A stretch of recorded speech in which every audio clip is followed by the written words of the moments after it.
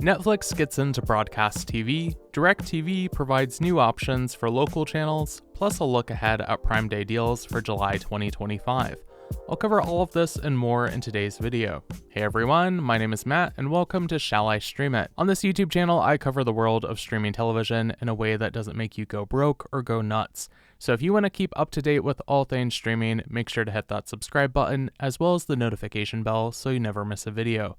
Also follow Shall I Stream It on social media, including Facebook, Instagram, TikTok, as well as the email newsletter. I've got some good stuff in store for you in today's video, including big changes with Netflix and DirecTV, as well as what I have to say are some really good deals this month, including on Disney+, on Paramount+, on Peacock.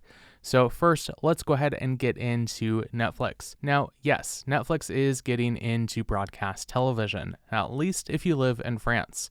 Now, you might be saying, okay, Matt, I'm not French. What does this have to do with me? But stick around because I'm going to provide some context here. So it was announced this month that Netflix will be airing traditional TV channels inside the Netflix app through TF1 Group, which is the company that controls about 24% of the live channels in France.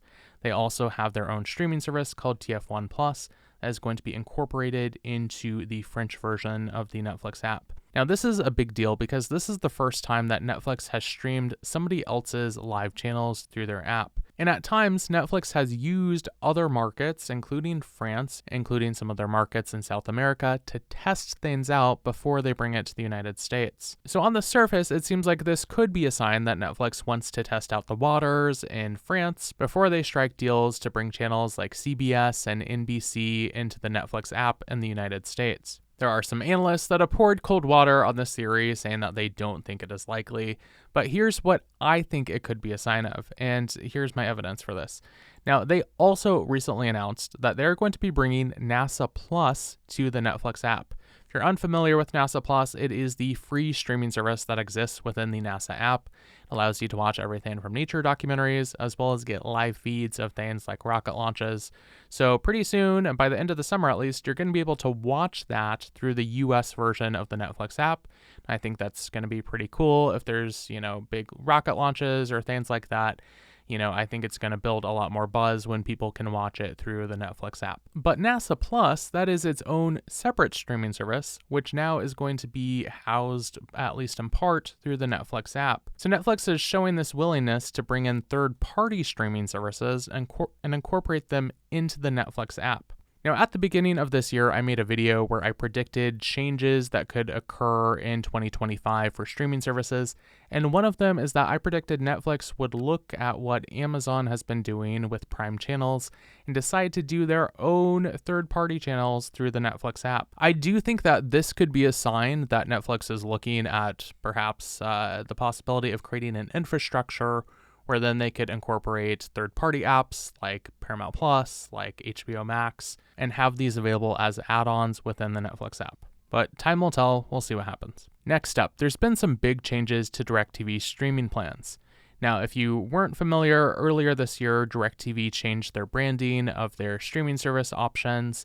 They used to call some of their plans DirecTV Stream. Now it's all just DirecTV. And one of those changes they made is they created their new plans they call genre packs. With this, instead of getting a whole bunch of channels that you don't necessarily watch, you can separate them by category and just get things that have sports channels or news or entertainment. Now, when this first launched, this didn't include the channels that were owned by Paramount.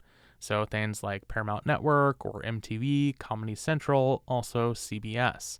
They did just recently strike a deal with them, however, so that now they do include the Paramount-owned networks. And at least 15 of the CBS stations, it does depend on what city you're living in. So if you look here at their My Sports plan, it does have a CBS station for the Chicago area if you live in that city. Meanwhile, the My Entertainment plan, if you look here, now they've got Paramount Network, they've got MTV, they've got VH1, they've got those channels that are owned by Paramount incorporated in here as well. This My Entertainment plan, if you're not a person that watches sports, I do think this is probably the best deal in streaming right now. You get over 50 different live channels. You get Disney Plus, you get Hulu and Max, all for $35. I think that's a good deal. But one interesting thing here is they might get an entirely new genre pack that is specifically focused on local channels. Now, there are some eagle-eyed viewers on the subreddit for DirecTV Stream that noted that there are sections of the website that list My Locals, even though they're not actually selling a plan called My Locals. It does indicate that that could be something that they're cooking up. And I do think that this could be a sign, especially now that they're incorporating the channels owned by CBS, that we'll see them introduce a new My Locals plan ahead of the NFL season. So let's get on to deals. Now, right now, if you go through Roku, there is a really good deal where you can get Disney Plus and Hulu for $2.99 a month for up to 4 months. So that's a good deal, and it is exclusive through Roku. You do have to go through them. Meanwhile, with Paramount Plus, there is a code that will take your free trial from a week to a month. I'll show you here on the checkout screen where it says have a coupon code. You want to click on that. Then the code is We Miss You. Click apply, and that will take you to $0 for the first month instead of $0 for the first week. And this applies if you are a returning member as well as a new member. Over on Peacock, there is a very good deal where you can get 3 months for free with this very long code. It is PEA2LOPP7EXU95. This will give you a full 90 days of Peacock Premium. And looking ahead for July 8th through 11th, we do have Prime Day. Now, Prime Day is no longer just a day, it is more than one day.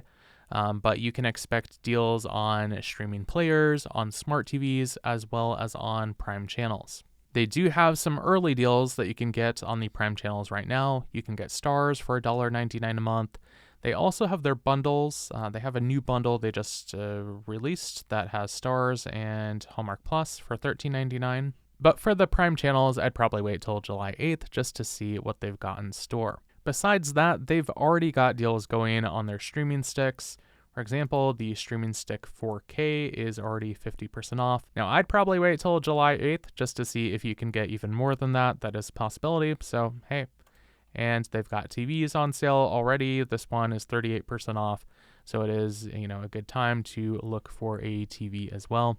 Now, Walmart is going to be offering their own Prime Day alternative, just called Walmart Deals. That is from July 8th through 13th. And Target is going to have a sale that lasts from the 6th through the 12th for Target Circle members. And there's links to all of these deals at my website at shallystreamit.com/deals, and we'll have a link in the description. So what are you watching on TV this month? Let me know in the comments.